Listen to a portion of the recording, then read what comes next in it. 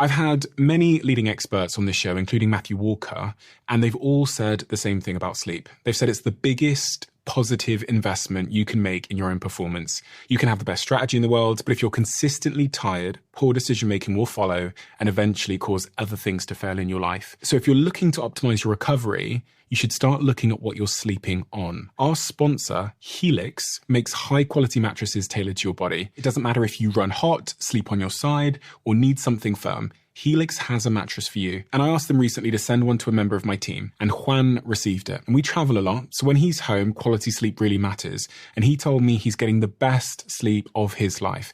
And the data backs it up, with 82% of people in a Helix study saying they saw an increase in their deep sleep. And with a 120-night trial, you've got 4 months to prove it to yourself. You can get 27% off at helixsleep.com/diary. That's helixsleep.com/diary. No one signs a record deal and has a manager come up to them and go, there's a good chance you're going to be really famous. Here's a pamphlet on how to not be a Put your hands together for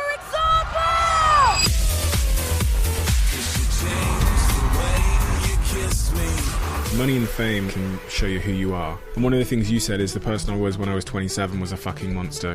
When I became famous, I just went a bit off the rails with drugs and alcohol. I think there was just this one weekend at Glastonbury where I just kind of disappeared for 48 hours. I was in an absolute state.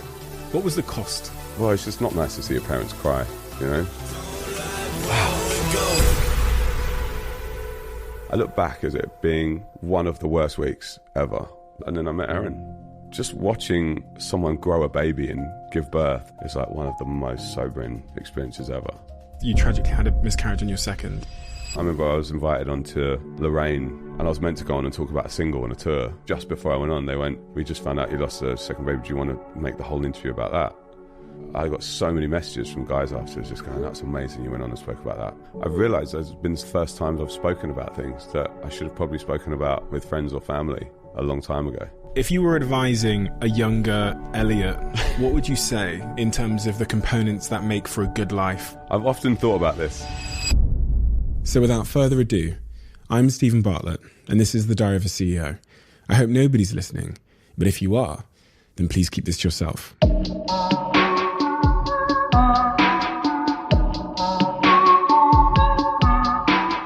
One of the things I always try and do, again, because I tend to believe that we are all a product of our, of typically our significant childhood events, whatever they might be. When I look at your story, I was hazarding a guess as well. I was saying, well, this was obviously quite a key moment. This is the key moment. But in your own words, what were those catalyst key moments from your childhood that ultimately shaped you to become who you are today? Oh, wow. I think in terms of work ethic, it's definitely from my mum and dad. I was very aware as a kid, even before as a teenager, how much time and effort my mum and dad put into work. Like, they're both working class and they both came from very humble beginnings. But I think the main thing I was aware of is that my dad was always away working as a kid. I was also aware that a lot of my friends' parents weren't together. You know, a lot of them were raised by just their single mums. But then I also saw how much effort my mum put in. She didn't have a day job, but I could see how hard my mum worked, especially with my dad being away. So I think the work ethic thing has helped me a great deal in terms of where I've got to.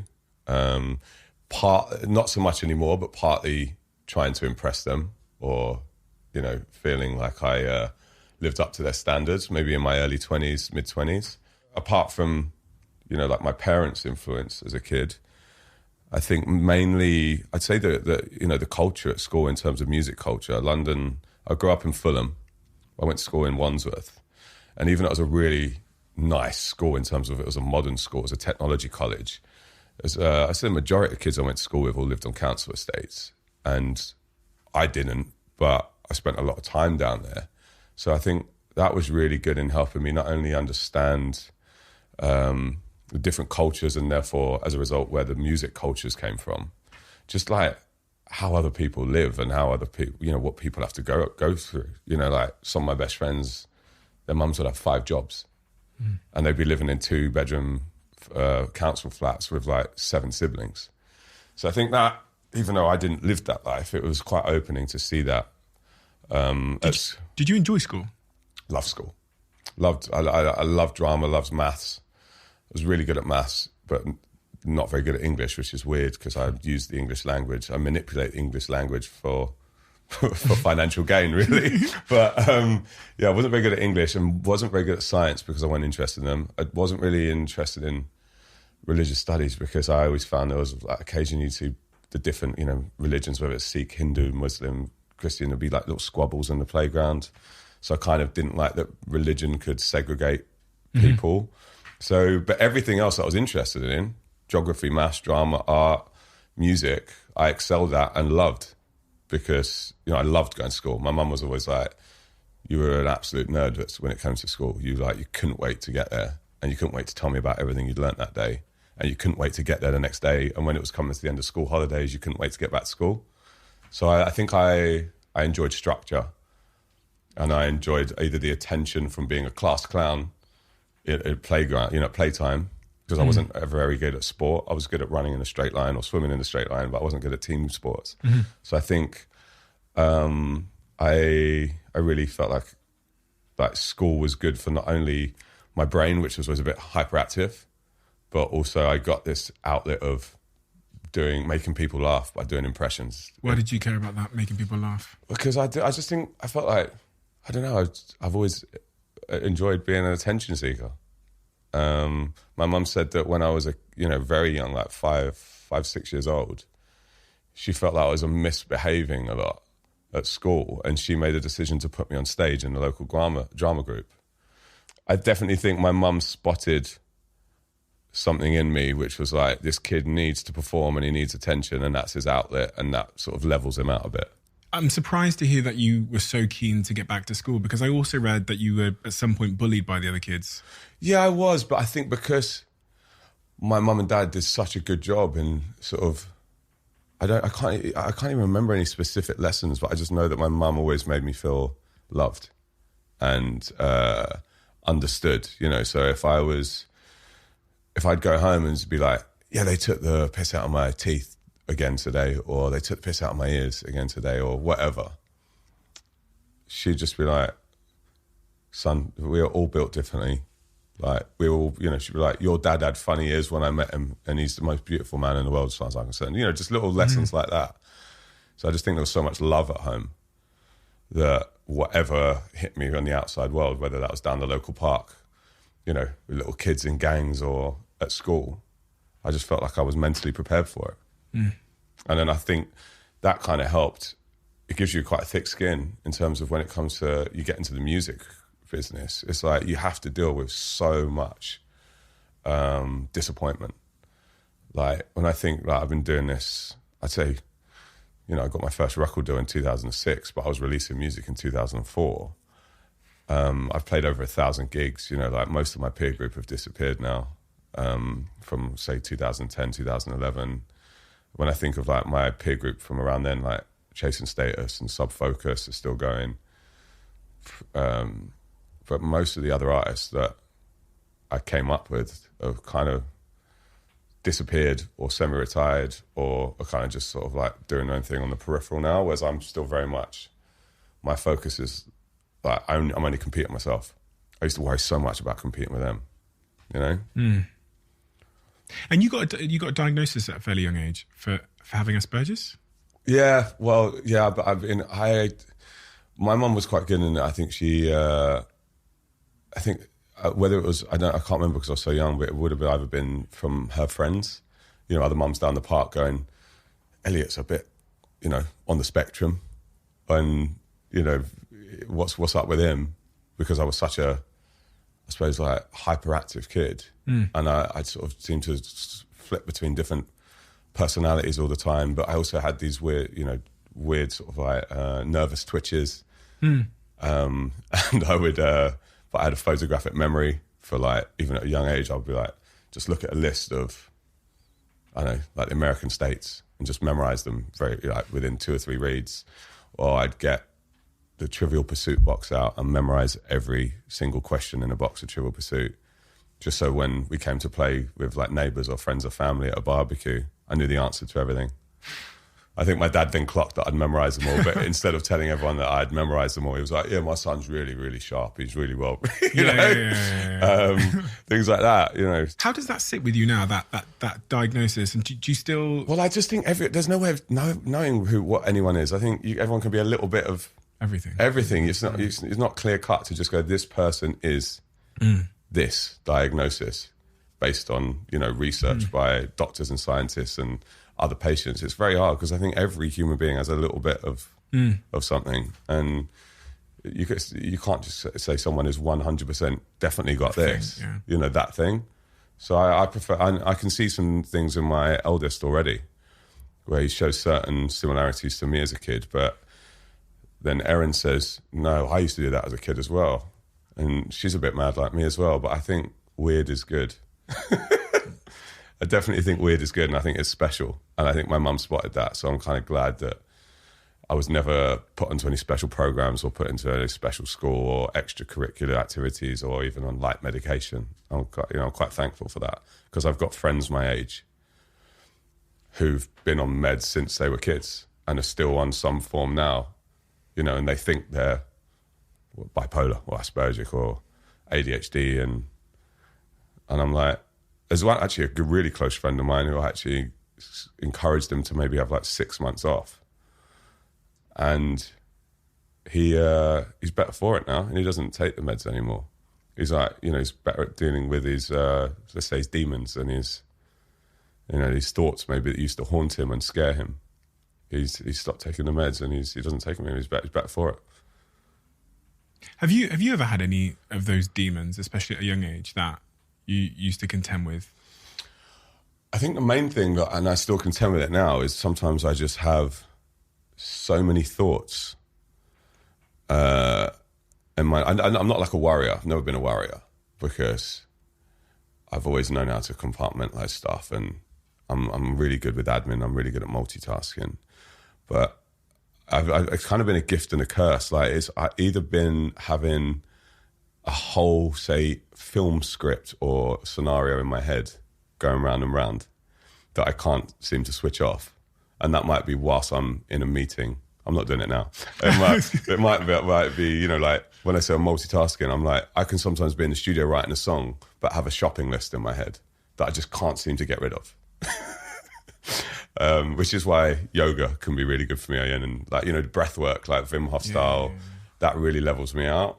But like, for instance, like when I'm freestyling, you know, like, and I don't mean like pre-written raps that people go out and perform in a rap battle. I mean like just like freestyling, like rhyming. Sometimes I'll be at the gym and I'll be there for 45 minutes, and the whole time I'm there, I'm freestyling in my head, and it could be about what that person is wearing, what exercise that person's doing, what music's playing. And it's kind of gift and a curse, because it's great for, you know, when you're producing songs, just words being able to just flow out, but also just like not being able to switch off sometimes. So I'll be in a room having a conversation with someone, and they're like, you're not listening, are you? And I'm like, I'm really sorry, but I've got a shopping list. You're like, okay, what are you getting later? And I'm just there like, Swiss cheese, light Swiss cheese. No. I've just got a very overactive brain. You talked about failure a second ago. You said, you know, going into the music industry, you met with a lot of failure and ups and downs. After your first album, your first studio album, I was reading about your feelings and sentiments towards it. It sounded like you were going to quit. Yeah, I think you have to be prepared for disappointment in this industry, especially because I'm about to release my 8th album, and I don't really have any expectations for it other than whoever hears it, I hope really enjoys it.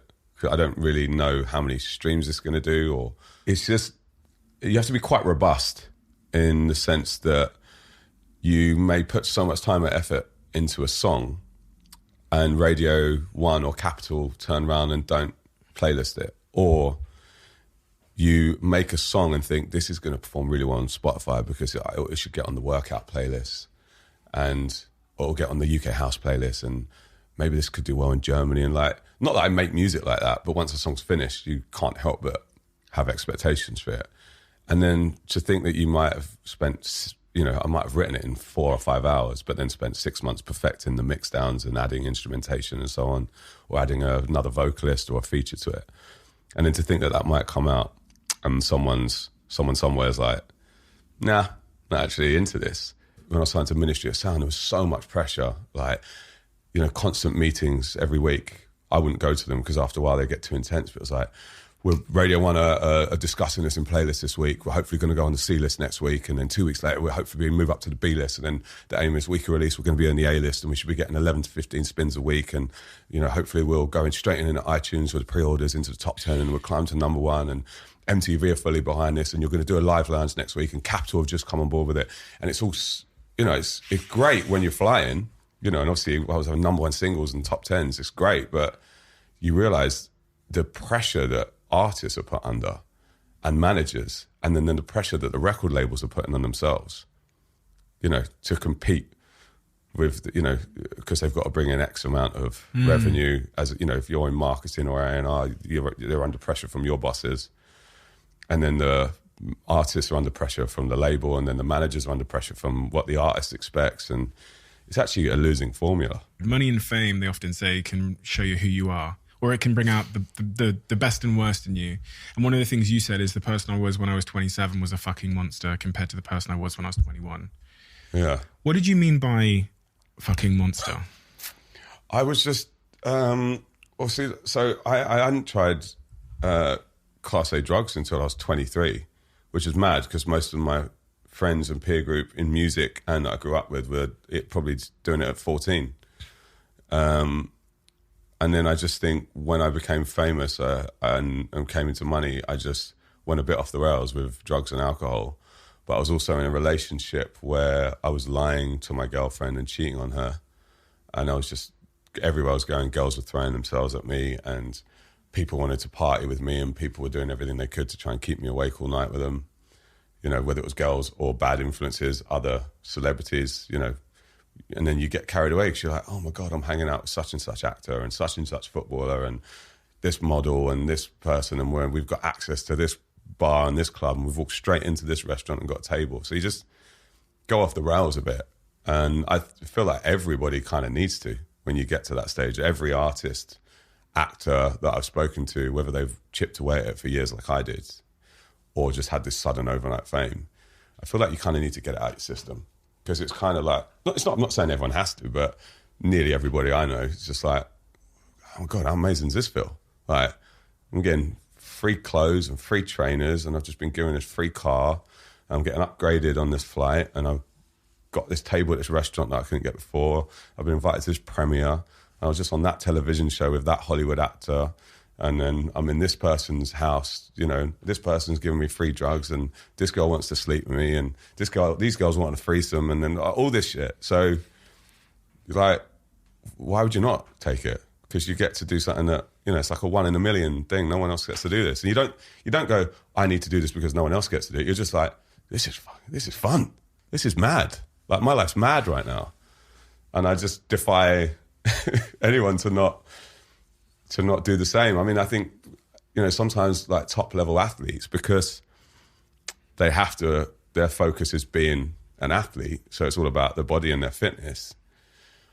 They can't do drugs and alcohol in the same way. So I think that's why a lot of footballers just end up like, I'm going to have 15 cars or I'm going to get a gambling addiction because so everyone needs some kind of vice, I guess. I mean, all human beings need some kind of vice anyway. I think that's how we're built.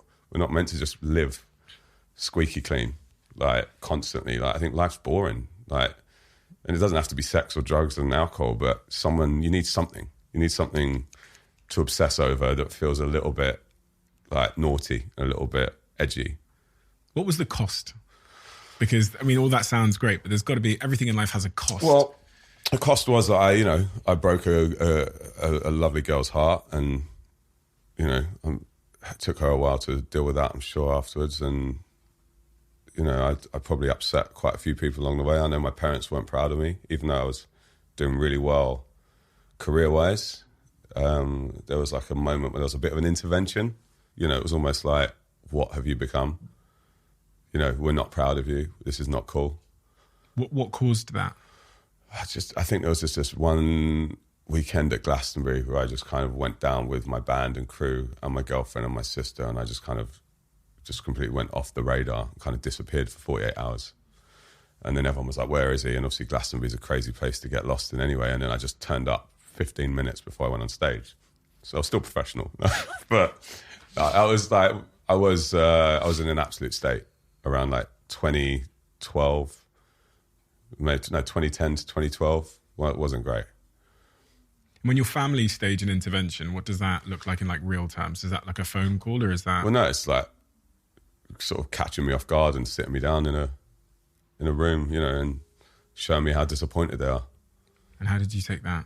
Well, it's just not nice to see your parents cry, you know. It's quite, you know, it still took me a few years after that to get my act together. But yeah, I don't feel like there's any real shame in it looking back. Like I'm not saying I'm proud of it, but I just feel like certain mistakes had to be made. It's like in the same way that I don't really have any regrets about anything. I'm just like everything I've ever done in life, however bad it is, whoever I've hurt or whatever, I've learnt from it and I've tried to make amends for it, you know? Is there, in hindsight, information that you didn't have that caused you to choose that path? Like, is there something you now know that is stopping you from repeating that cycle and just continuing to do that?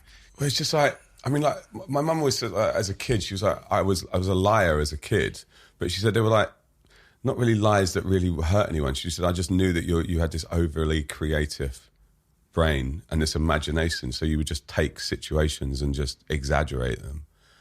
And she was like, and it kind of makes sense that you're a songwriter and you're a storyteller, and I get that. And looking back now, there were certain times where I know it would have really upset my parents and my mum in particular, because she was spending more time with me probably day to day.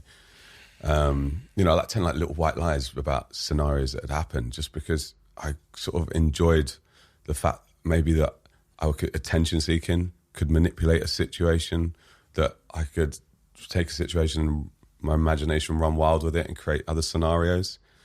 And I think that was it's something that I don't do at all anymore. But like lying as a kid and then carrying that through, then I obviously realised at school you can't get away with certain things because, you know, there's structure and there's teachers, so it probably calmed me down a bit then. And then I'd had like 4 serious girlfriends and I'd never once cheated on them because it just wasn't on my radar. It wasn't the way I've been brought up. But it was just like, I guess, and I've spoken to other guys about this and girls. It's just like you have that first time you do it, you feel bad, and then 1 becomes 2, and then 2 becomes 5, and 5 becomes 10, and then it just kind of spirals out of control, and you kind of just like numb your brain to it. And I just don't think there's no one signs a record deal or gets into the music industry and has a record label or a manager come up to them and go, by the way, there's a good chance you're going to be really successful and famous in the next year or 2 years. So read this book. Here's a pamphlet on how to not be a CUNT. People often say that if you are a late to lose your virginity, when you get into your adulthood, you kind of make up for lost time. Well, that was me. So all my friends were losing their virginity at 13 and 14, and I was 17 and a half. So I was probably one of the last at my school. Maybe it's just a part of South London I grew up in. But yeah, so I used to hear stories from other guys at school about some of the stuff they were doing at 14, and that was just like absolutely mind-blowing. But I definitely feel that because I was a late bloomer, then by the time I was in my like early to late 20s, I just went crazy with it, because you're almost doing it for your younger self, you know? Yeah. That was what I suspected, because I was reading through and I remember thinking, yeah, if you're a bit of a late bloomer and then you get it full on, you know, in your early 20s, because you become this star and it's thrown at you. It's almost like the forbidden fruit. Exactly, because like some guys at school are like, you know, the guys who develop a bit faster than the other guys, you know, they've got biceps and 6-packs at 13, 14, and they're exceptional at football regardless of what their academics like, or they're the fastest sprinter, and then they're really good looking. And then I went to school with guys who slept with like 15 girls by the time they were 16. So chances are they get to their mid to late 20s and they're not like, oh, I need to just go out there and go crazy, because they've already done it. Whereas not only did I didn't feel like I needed to go crazy, but given the opportunity and you're presented with like, you can. It's like a kid in a sweet shop, you know? Exactly. And then like really you're just like, yeah, this isn't me. You know, it just becomes a bit boring and mundane after a while. Was there a point where you felt that, where you thought, "Do you know, I'm doing all this, but I hate myself"? Was that 2011? Yeah, and then luckily I met Erin. But specifically, so was there days where you were waking up thinking, "What the fuck is my life?" Yeah, like it's like you come off stage at a gig at 11 p.m. in Manchester. I remember there was this one week where it was just like, I look back as it being one of the worst weeks ever, where I was just splitting up properly with my ex, who I'd cheated on a lot. You know, I'd moving out from hers. I was pretty lonely because I was living with my step granddad in like an ex-council house in Fulham. And he was like 93. And the whole house was like, it smelled quite bad and it was falling apart. I mean, bless him, he was in great shape for 93. But obviously the house wasn't the cleanest, nicest place you could live. I didn't really have much cash, even though I was starting to become quite famous and successful. It was like the money tends to come 6 months later. You know, you have a number one single or kickstarts as number 3 in the charts, your festival fees will go up tenfold, but probably not until the following summer. So I was still living with him, so I was quite embarrassed to bring friends or even girls back to this place. So I just finally moved out from my ex, which has had to happen. It was a long time coming. And then I was like, I did a gig in Manchester, came off stage at 11, and then I had to be up at 4:30 a.m. the next day to shoot a music video because we had to catch sunrise. And I was like, why can't we do sunset and pretend it's sunrise, you know, so I can actually go home and have a sleep? They were like, the director can't work that late or something. And I remember looking, when I look back, I've never watched the music video since. It's for a video called 2 Lives. And the lyric is actually called, it's like 2 lives, I'm living 2 lives. Don't know which side of me is where the truth lies. That's the chorus. So it was like a poignant moment recording a music video for a song on about 3 hours sleep. I looked awful in the video, like huge bags under my eyes. And then went back from the video shoot to this house where my step granddad was. And just sort of sat in bed feeling quite lonely. And then the next day doing like a magazine cover shoot, and then going straight to Radio 1 to record a live lounge, and then going out for dinner that night for, you know, like for a PR press junket or something. And then the next day was like another TV show and another radio show. And then I called this girl to come round just because I literally just wanted to cuddle, you know? And then was up with her till like 4 a.m. and then up at 8 a.m. and then sat in a taxi for like an hour and a half to go across to like Hackney. The whole time just being like, I remember just getting to the end of the week just going like, I can't do this. Like, and I remember saying to my manager, I was just like, we need to start cancelling this TV and radio. And it was just like, you know, he's like, you can't cancel going on Graham Norton. You know, you can't cancel going on, you can maybe cancel, no offence, probably cancel going on Sunday brunch. Sorry, Sunday brunch. But you just got banned for Sunday brunch. Yeah, and then you're almost like, when's my next day off? In 8 days, you know, stuff like that. It was like, what we got this weekend again? Because I, you know, by this point, wouldn't look at the diary because it would scare me. It was like, well, you've got Ibiza Rocks Friday, and then you've got Global Gathering Saturday, and then you've got something in Finland on Sunday. And then I was like, I've got Monday off. No. You've got Mallorca, and then you've got Ibiza again Tuesday. And then you get into each thing, and you're just so completely knackered, like fucked, that you're just like, okay, I'll have a drink. You know, I'm drinking on the plane, drinking when we get there, and then you can't remember the gigs. I remember, like, you look at the photos and the videos, and like the crowd were having an amazing time. Thank God that I can do this even when I'm at my lowest, when I've got no energy left, when I've had 6-7 drinks. But I look back on that, and that was one of the worst weeks ever. And then I think it was maybe like June 2011. Album came out, July. And then I went to Australia in October that year to do my first ever Australian tour, and that's when I met Erin.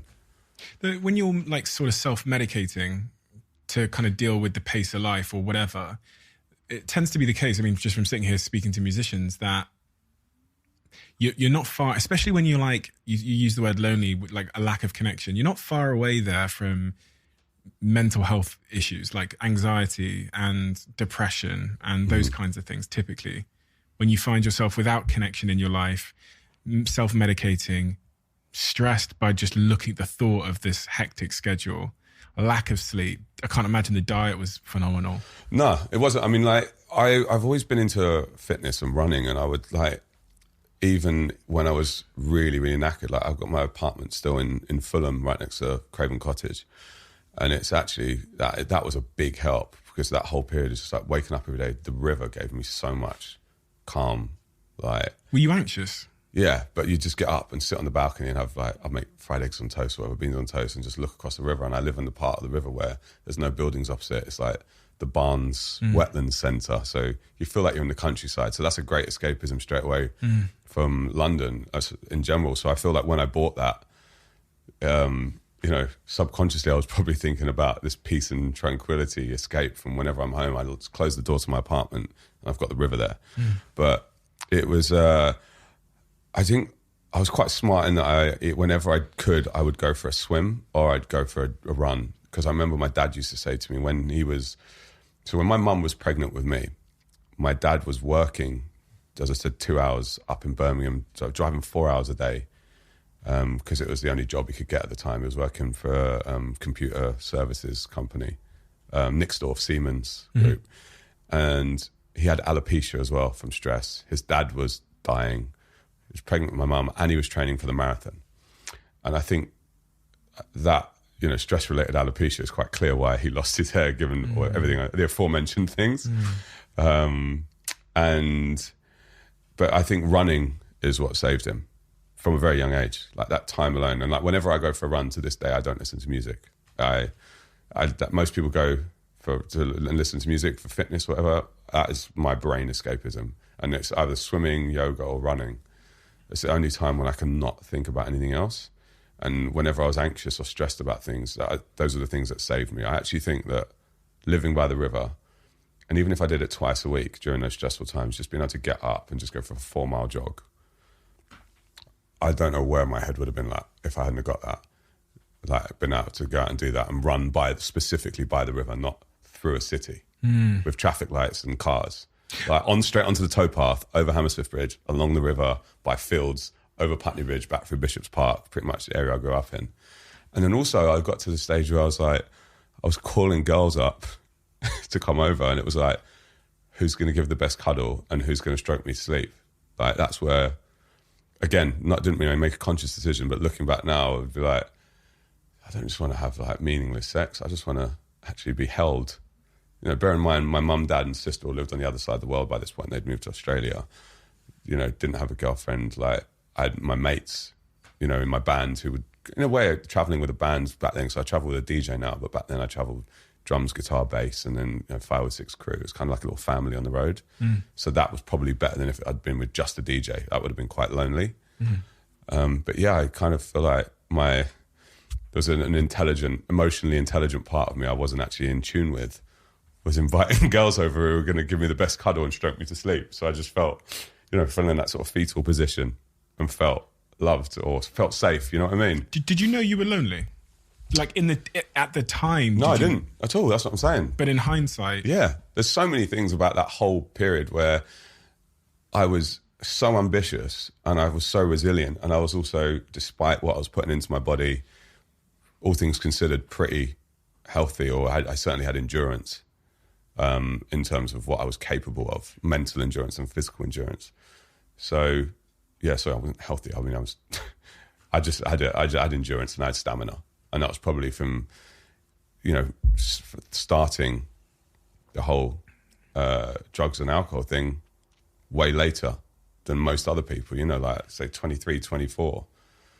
Had I started that at 18, like most of my friends, probably would have burnt out way sooner. But I was in, you know, when I wasn't on tour and I wasn't doing promotions, I was at the gym nearly every day, and I'd go to the gym and then for a run. So I was in pretty good shape to be able to do all these things. And also performing for 90 minutes on stage can be like playing a football match.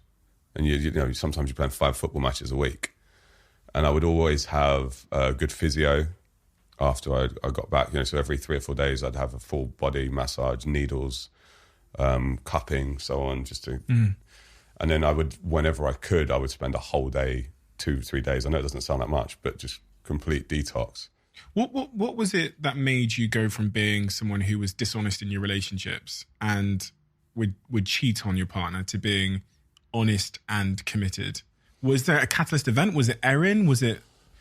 I just think when I met Erin, we just sort of fell so head over and heels with each other within pretty much the first night. And then she dropped me off at the airport and she was almost a bit tearful. She was like, I don't think I'm ever going to see you again. I bet you've got a girlfriend in every city. I was like, not at all. Just like, I've got a few.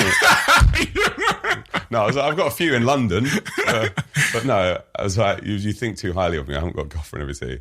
And then she called her mum and her mum was like, I bet he's got a girlfriend in every city. She was like, no. She goes, honestly, I think we're going to get married after we spent the night together.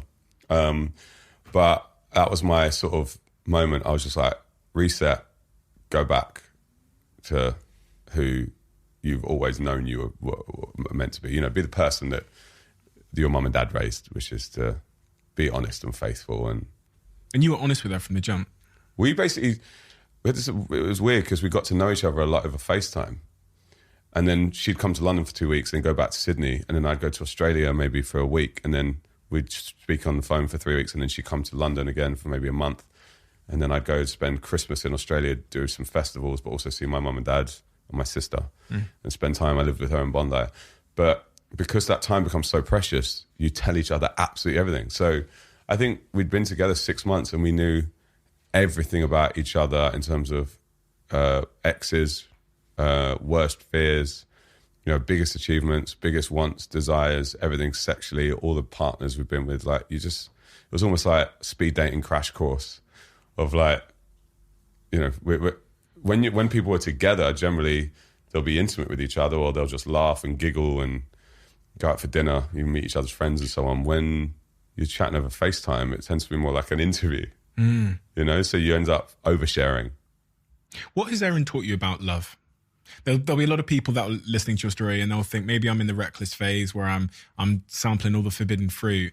And then it seems quite clear from your story that you met this person and, as you said, you kind of both changed each other.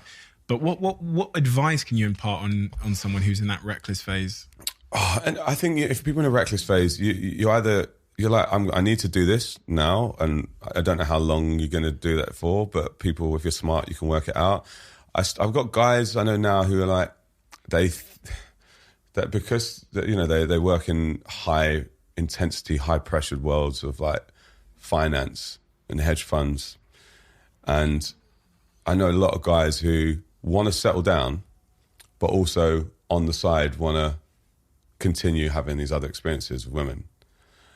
And I think they feel that they have a right to do that. Now, I'm not sure if that's because of the mentality of a lot of people that they work in that world with, you know, like it's a boys' club sort of thing. And that's you know, that's just how it is. I feel like some of them, you know, like there's a lot of guys who are like seem to be happily married with kids, my age, a bit older, and seem to have all these other girlfriends and flings and bits on the side. If you'd met Erin at another phase in your life, though, do you think it would have worked out? We met at the perfect time. That's what she'd just split up with someone. Like timing is a key factor. Yeah, she'd been single for maybe 7 weeks, and I'd been single for maybe 3 months. If you'd met her at say 20, I don't know, 5? I don't think so. If I'd have met her 2 or 3 years earlier, it wouldn't have worked. We met at exactly like, it was almost like the stars aligned. The universe decided that we were going to collide at that moment. You mentioned she was a Gemini, and then you just mentioned the universe decided. Are you at all spiritual? I wasn't, and I am now. Did she have a role to play in that? Yeah, I guess so. Because, you know, I used to just think I was in control of everything. And I know I was one of these people, I was like, I don't believe in luck. You make your own luck. Because that was kind of what my dad would instill in me. And I've never been religious. And I never used to believe in zodiacs. But then I did used to believe, you know, after I'd read some Stephen Hawking stuff. And then you start reading books on lateral thinking and the laws of attraction and so on. You sort of go, oh, actually, yeah, we are just atoms just bouncing off one another. Just like, because we've got brains and we can make our own decisions. But that doesn't still mean that we aren't in control of the energy around us and the energy around other people and how we collide and then what things come out of that. So as soon as I got my head around that, and then Erin started explaining the zodiac and when you were born and what time of day you were born, and you know, the distance between planets and so on, and what moon it was that day. I guess I didn't have the patience for it before. And then like she started explaining, and you go, actually, yeah. And that's why certain people have certain traits and so on. I'm more into like spirituality since, you know, I'd start doing yoga, for instance, and meditation, you know, like 2 or 3 times a week. We'll do a sauna and ice bath, put the kids to bed. We'll do like 10 minutes sauna, 2 minutes ice, 10 minutes sauna, 2 minutes ice. And then you just come out, just feel like, you know, you feel so alive.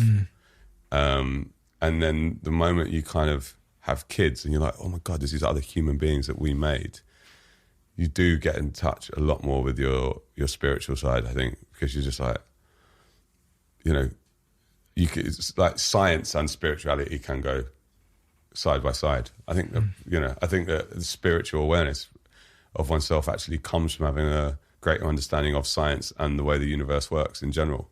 What impact has that had on your life, yoga, breath work and all that stuff? I think the breath work's been incredible. Like, so if it doesn't involve like ice or meditation even, I listen to, there's a guy I know back in Brisbane, he's got something called the Breath Collective, and he gets people in like groups of 20 around to his house, clears out all the sofa out the way and the TV, and they all sit on the floor on their backs with their eyes closed. And it's like, it's that Wim Hof style of, you know, like short breath out, like deep breath in, short breath out, and then holding your breath, you know, in that moment, and you feel all the physical changes in your body. Like, I'll do it a couple of nights a week. I did it last night because I wanted to have a good night's sleep. There was a lot of stuff going on in my head.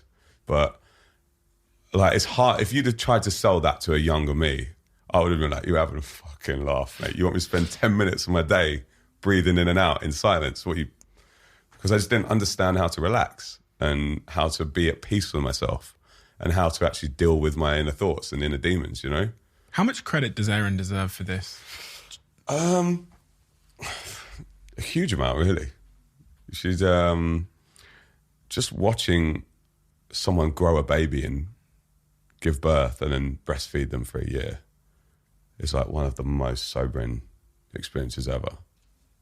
You know, it's like, it just blows your mind. Like, I just think the moment, the rush of adrenaline and endorphins, whatever, that I got when she gave birth to our first, standing up. Standing up? Yeah. She'd been training a whole way through her pregnancy as well. Like, she found a form of pregnancy HIIT training, which had been approved by her midwife and her GP. Obviously not crazy jumping around, but, you know, squats and lunges and so on, and push-ups, obviously not much ab work. But she's reading lots of research saying, you know, the healthier the mother is, you know, yeah, it's like if you eat nuts during pregnancy, child has no chance of having a nut allergy. Like if the mother eats enough nuts during it. Likewise, if she gets her heart rate up to a safe level, that baby will be born with less likely to have a heart condition. And there's other research shows that if the mother does an X amount of training throughout, you know, it even goes back to, say, the hunter-gatherer sort of period where a female might have to be on the move constantly or on the run whilst holding a baby, and what that instills in the baby's genetic makeup when they're born. Like, you know, I'd have to find the research papers, but there's stuff that she was reading about your baby will have 0 chance of asthma if you do X amount of exercise whilst you're growing that baby, and it can all be passed on. Like, the science behind it's mental. It's like when like your baby has a way higher chance of starting life with a better immune system just from breastfeeding alone, if a mother can breastfeed, because the baby's saliva passes information to the nipple, and then the nipple tells the mother what to put more of into the milk. So it would be like if the baby's lacking in iron or zinc or certain vitamins, his saliva from the baby's mouth will tell that to the nipple, and then the mother will produce milk with more zinc, more magnesium, more vitamin D to give the baby. So which is why a lot of babies have better immune systems when they're breastfed and not bottle fed. So just, you know, like on formula. So crazy stuff like that. But then, yeah, just seeing my wife, like, she had no gas, no epidural, no assistance, no, you know, drugs, as it were, to help her through pain relief. And she gave birth standing up. And like the midwife was like, catch your baby. Who called it? You called it? No, she did. And then she just sort of collapsed into my legs and we just sat there and then didn't even look at see if it was a boy or a girl for like the first 10 minutes. We were just so in awe. It was like it's the most alive I've ever felt. It's mental. And like, because apparently the tailbone actually blocks the baby's head from coming out. So women should give birth on all fours or standing up. They're not meant to give birth on their backs. Because where the tailbone goes under, the baby's head's trying to come out. It's actually, women should be standing up so that tailbone's like disengaged and baby can basically just fall straight out. Mad, right? Yeah, crazy. I bet you weren't expecting this today. No, I wasn't. But there you go. Every day's a school day. You give birth to your first, and one of the things that I read about was you tragically had a miscarriage on your second. Yeah, the second one. I think we got so, I won't say cocky, we were so excited, and the first one seemed to go so well. Everything from when she found out she was pregnant to giving birth, that you're not meant to tell people that early on. But then when she found out she was pregnant with the second one that we lost, it had only been 5 weeks, and really you're meant to wait quite a bit longer and have your first scan and so on. We went around and told everyone, and then she lost it a few weeks later, just before, like the safe date. So that was pretty tough. I remember I was invited onto Lorraine Kelly's show, and I was meant to go on and talk about a single and a tour, and then they kind of blindsided me, and it was just before I went on. They went, "We just found out you lost the second baby. Do you want to make the whole interview about that?" And I was like, "For what reason?" They were just like, "Because we've never had a guy come on here and talk about it before. It's definitely not like a celebrity." And I was like, "Okay, cool." So the whole interview became about that, and it was quite positive because I got so many messages from guys afterwards just going, "That's amazing, you went on and spoke about that." Because guys are just like, woman's just lost a baby. Guys have just got to get on with it and deal with it by themselves. Just do everything they can to support the mother. What was it like for you? Well, it was really tough because you just don't know how to, you're like, oh my God, this is actually something that was living inside of her that has now died, and I've just got to be there for her, and I'm just going to have to like suck it up and get on with it. Because no one ever really asked the dad, how you feeling? How you feeling? It's not in our society. It's not normal. Everyone just goes, "Oh my God, how is she?" How were you feeling? Just helpless, really. It's awful. But yeah, Erin's dad was great, and my dad was great as well. In terms of, how do you feel? How do you think you should feel? How do you want to feel? What do you think you need to do to get through this? Especially when you've already got a baby, and then you're just like, how beautiful that whole experience was, and you're like, oh, we could have had another one, and then you start, is this going to happen with the next one? Yeah, tough. Yeah, men don't. I mean, men aren't really even taught how to deal with how they're feeling themselves, right? No. So like, I've actually, doing stuff like this and doing interviews with either magazines or television shows, I've realised there's been the first times I've spoken about things that I should have probably spoken about with friends or family a long time ago, because you're like, it's either the whole macho thing of you don't talk about that, just get on with it. Like that's a woman's thing, women discuss things like that. I'm not even talking about miscarriages, I'm talking about relationships or, When you look forward at your future then, so you've got this 8th studio album coming out, what do you want the next 5-10 years to look like in terms of your career?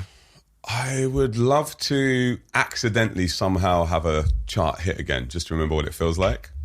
Interesting. Yeah. It's not key to me, but it'd be amazing to have like a number one album or a top 10 single, It'd probably be based on streams rather than sales in this day and age. But, why? Some just because I want to remember how it feels. You've forgotten? Yeah, I've forgotten what it kind of feels like. It was 10 years ago. I had like 22 top 40 singles. I think 7 top 10s, 2 number 1s. But I haven't had anything for so long, but I'm still going. Like my tour sells out in a way that you would assume that I was still having hits, but then you realise that hits aren't that important. And what's important for me is just making songs that go off when you perform live. I did an hour on Saturday night. There were probably 7 hits in there. The other 9 songs weren't hits, but they still go off like they're hits. Majority of the crowd know them word for word. The energy's there, the build, the drop. I did the last sold-out tour in the UK of any artist before COVID, which was March 2020. I played Kentish Town Forum, sold out March the 7th. I was back in Australia by 9th. I think 10 days later we went into lockdown in Brisbane, and the rest of the UK and the world followed pretty much like April that year. So I played the last ever tour. And then I played the first festival anywhere in the world after COVID. I mean, COVID was still, everyone was in lockdown in England, America, and so on. I played up in Darwin in the Northern Territory in Australia. I played 5,000 people. Crazy. They'd had 23 COVID cases. So as long as you go out there with a negative test. So I was at a festival in October 2021. October 2020. Playing a gig in Darwin to 5,000 people. And then I came back and just did my January, February tour. So I did one of the first sold out tours after COVID. So I feel like live music and my performance is like my bread and butter. It's what I know best. It's what I do best. But it would be really nice to, taste a little bit of success again with a song that maybe like, because don't forget, I'm still in a situation where I've got 40 gigs this summer. Anyone who follows me on Instagram is like, wow, amazing. You're having the best year forever. But I still bump into people in the street, and it's like a taxi driver on the way here today. He's like, yeah, example, ain't ya? Like, yeah, you go, what's you been doing? You haven't released new music for years. It's like, well, released an album in June. I did release another album last year. And How does that feel? it just goes to show you that there's some people think if you're not on Jonathan Ross or Graham Norton or on Capital FM or on Radio 1 and you're not playing Radio 1's Big Weekend or doing Capital Summertime Ball, then you've retired. And then there's another bunch of people who hear you in the clubs or listen to you on Spotify playlists and have no idea even what Radio 1 or Capital FM is. And then there's your diehards who follow you and know every move you're doing from your Instagram. But, I don't tweet that much anymore because it's become quite a toxic place. But, you meet people and they're just like, oh, I didn't even know you were playing. Like, well, they'll be like, oh, mate, what you doing in Newcastle? You're like, I'm playing Newcastle Academy tonight. They're like, but I follow you on Twitter. I've not seen anything on you. Because I used to be known for tweeting quite a lot back around 2011 and 12. I used to get into a lot of trouble and have arguments and such on there. But you realise that everyone has their way of discovering and digesting and discovering music. The same way we do with films and so on, or how you read about. Some people just read BBC Sport. Some people just follow a Twitter account that updates you on the Premier League. And there's some people who only find out about music from Spotify, and there's some people who still only religiously listen to the Capital Breakfast Show every morning. And the thing that I find is I just have to know where my fans are and what they want. There's always going to be that group of people, though, that if you're not in the charts, they think that you've either retired or fallen Exactly, off or something. and they still think that's the case for me. So I'll be like, even when I got a taxi to Brixton in February, because I'd like to get black taxis, mainly because one of my cousin's a black cab driver, Right. and he's like, you can't use Uber. I like the tube, but whilst I'm blonde, which is for the foreseeable future, the tube's not a safe place for me at the moment. It's a selfie central. And then obviously you have one or two, and then that leads to 10 more and 20 more. And I don't mind meeting the general public. I love it. But it's nice to just sit on a tube and listen to music sometimes rather than having constant photos. But this guy was like, so what you doing? Were you going, was there a gig planned? And I was like, yeah, it's my gig. He's like, oh, what? I'm driving examples of his own gig. I was like, yeah, you're taking me to sound check now. He went, oh, I could have sworn you retired. You're like, my eldest used to come watch you. Does that piss you off a bit? Yeah, because I'm like, when they're like, my eldest used to watch you, I'm like, well, if he just followed me on Instagram, he could still keep up to date with my song releases and he could still come and watch. Anyway, I ended up putting all three of his kids and their partners on the guest list. Oh, really? And then I got a DM, I think, from one of his sons the next day. I think his son was maybe 26.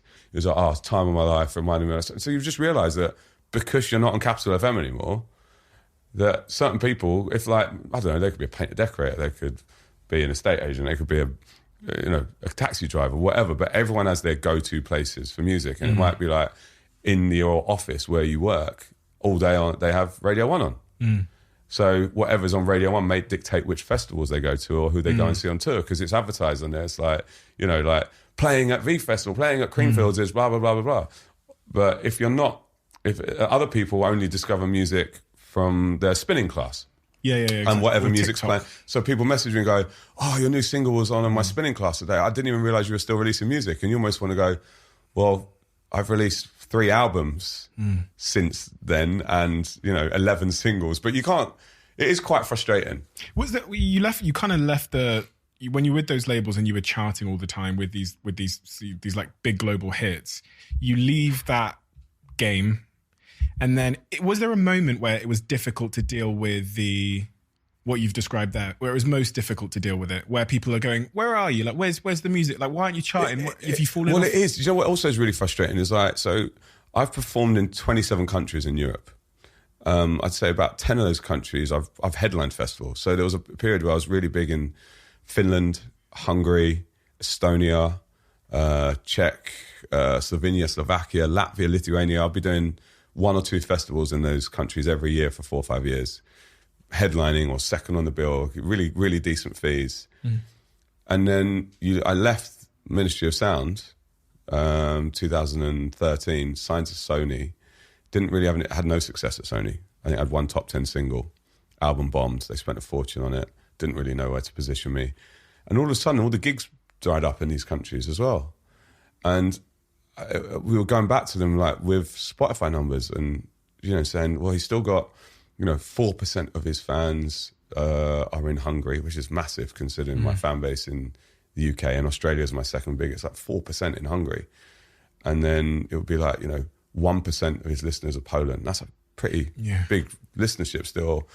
And then it was like 2.8% of his listenership in Colombia. And you go to these promoters and they'll just be like, look, his last single, like 10% of his listeners came from your country. And they're almost like, yeah, but he's not on radio.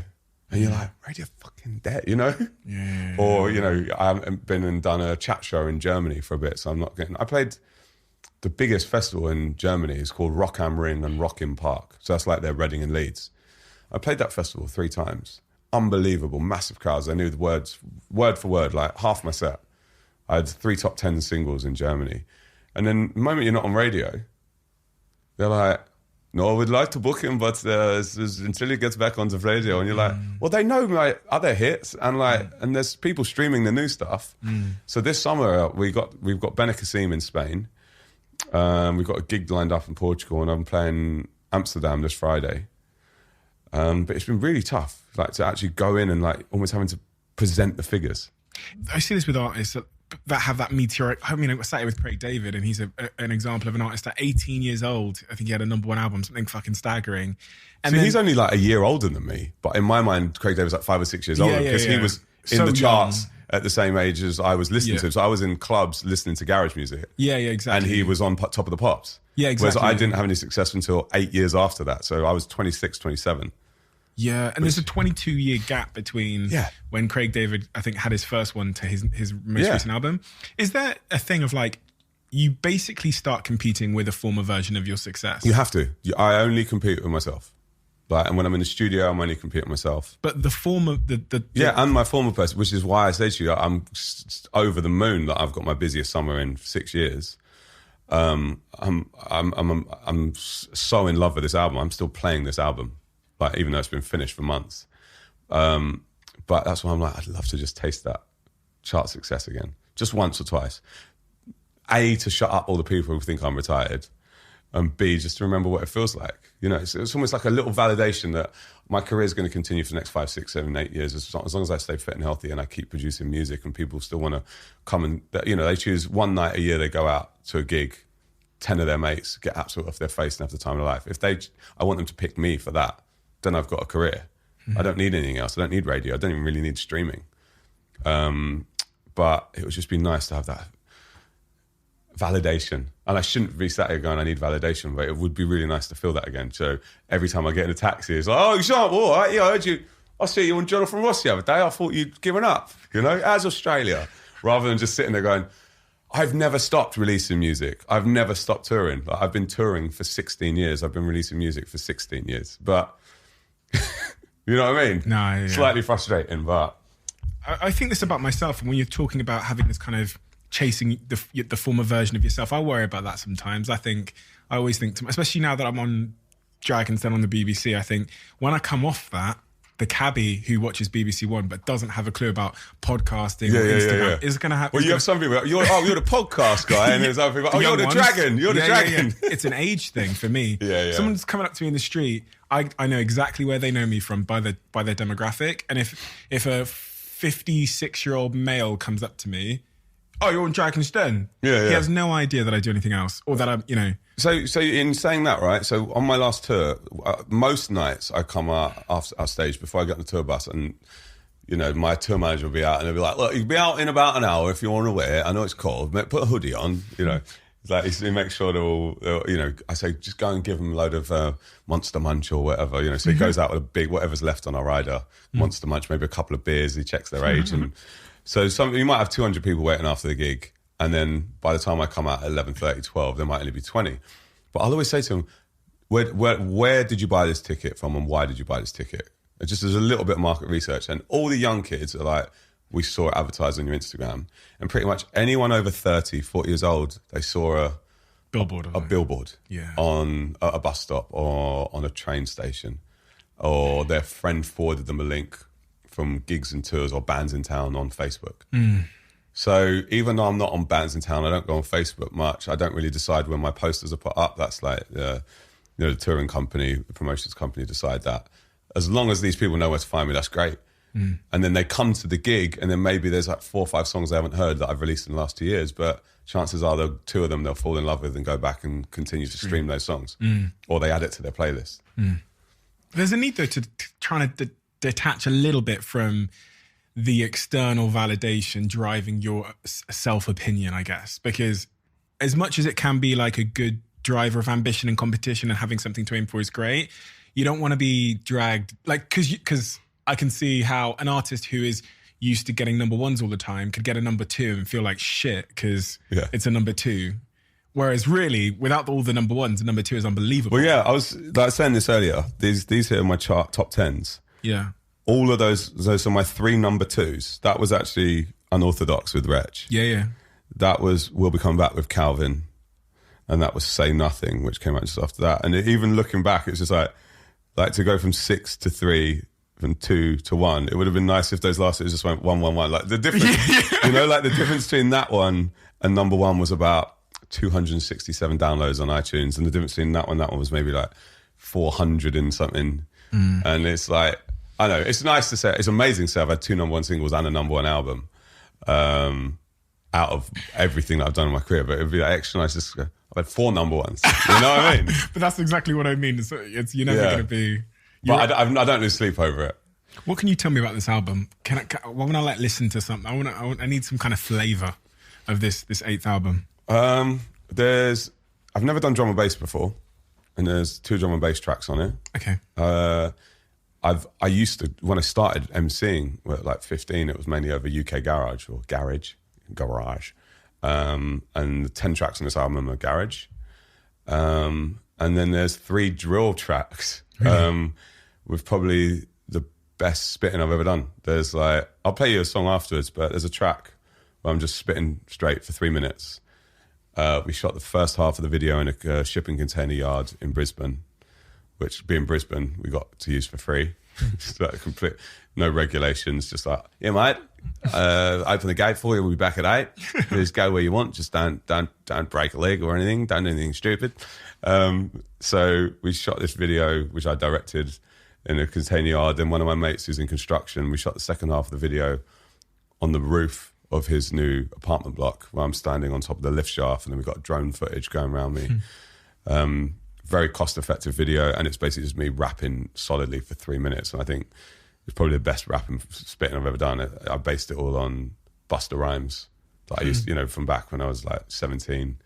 So I'm just hoping, I know that when people hear this album, they're going to go, fuck, he sounds good, he sounds comfortable, he sounds the most confident, best performances I've ever heard him do. I truly believe that. And I can't wait for people to hear it, because it's also like you associate drill music with gangs and knife crime and selling drugs, and I've basically just taken inspiration from the beats and just done Elliot. I'm being true to myself. I'm not which is what I've always done. It's just like, I used to feel like, as I was saying to you just off air before, I used to feel like I was this uninvited guest to rap and hip hop because I felt that you needed certain credentials, you know, to do it. And then you slowly realise that, no, it's just like an art form. As long as you're respectful of the culture, it's just like, what are you doing with that music? What story are you telling? And you've always just got to tell your own story, I guess. Having been through all of this, Elliot, if I may call you Elliot, having been through the fame, the ups and downs of the music industry, the sex, the drugs, the rock and roll, all of it, and also the family, the kids and all of that. If you were advising a younger Elliot who might be listening to this on what actually matters in terms of the components that make for a good life, what would you say now in hindsight, having tasted it all? Right now, I mean, like, being a dad is so important to me and so rewarding. Especially once the little one, Enyo, who's now 4, he was a bit later with the speech. The fact he can now speak, it's like my eldest, Evander, he was speaking at like 18 months, he was saying words. And then our youngest didn't really start speaking until he was 3. But now it's not only just being able to communicate with them, but then listen to them speak to each other. There's bonkers stuff that comes out of their mouth. It's just like, it's the most rewarding thing of the day. Like, I'll spend most of the day just writing down quotes they've said and send them to my mum and dad or my sister or to Erin's family. Just like, you won't believe, and like the stuff that comes out of their mouth. That's like, for me, it's like, I love cooking. I love food. I love fine dining. I love eating out. Like, food is so important to me. Training is so important to me. Sleep is important to me. Sex is important to me. Being a dad's important to me. And if I'm being totally honest, like, I make music for a living, but I could, right now, I love being on stage. But if it was, someone was like, you've got another year now, you're not going to write one song or do another gig, I'd be totally happy with that, as long as I had all the other things. Interesting. We have a closing tradition on this podcast where the last guest writes the question for the next guest. Okay. And I read it now, so I haven't seen this before. It says, of all the achievements in your life, which do you think made the biggest impact on another? On another? I'm going to guess they mean... Also, everything you've achieved, another person? Yes. Of all the achievements in your life, which do you think made the biggest impact on another person? That's interesting. That's a really good question. Achievements in your life, which one do you mean? Someone else. That is a really interesting question. Well, do you know what I would say, actually, and I could probably apply this to a few... I'll apply it to 2 people rather than just one person in particular, is there's a guy, three people in particular. So there was a guy called David Stewart, who was my guitarist for 3.5 years. Very different to me. He was like a private school educated kid. But you know, grew up in money, if you like, near Westbourne Grove. And we used to rib him quite a bit. He was like 6-7 years younger than all of us. But he was a great kid, really good guitarist, really good keyboard player, great singer, good looking. He always wanted to make it as a solo artist. And for whatever reason, this was around the same time Ed Sheeran started blowing up, where it's like, you could be the best looking kid in the world. But, you know, no offense, Ed's a really good mate of mine, but you know what I mean? Ed's not a model. He's not that Justin Timberlake cut. But David Stewart, fair play to him. Like, we spent a lot of time writing songs together. I would try and hone his lyrics. He was amazing with melody. And he's now officially the most successful songwriter in the world in terms of streams. So he wrote the last 3 Jonas Brothers singles, and he wrote Dynamite for BTS, which is, wow, I think, the 3rd or 4th most streamed song of all time. It was the most streamed song of the last year. I'm not saying he owes that to me, but what I'm saying is I know for a fact that his years on the road with me and the time me writing songs with him was instrumental in his drive and ambition and his craft. I feel like he may have gone on to do this anyway, but he definitely, I feel like success breeds more success, and like, I'm really proud of him, like that he's now the most successful songwriter in the world. Crazy. You know, and then there's like my guitarist who replaced him, another guy called Kai Kai. He's gone on to be a very successful composer. He left me to go and play guitar with Dua Lipa for a few years when she was blowing up, and dropped my drummer. He was playing with The Streets and Lily Allen and played with me for 5 years. He went on to help put together Ed Sheeran's live show and create the technology behind his loop pedals. Oh, yeah. And then my playback guy, he's the guy who runs the laptops which run alongside the live musicians.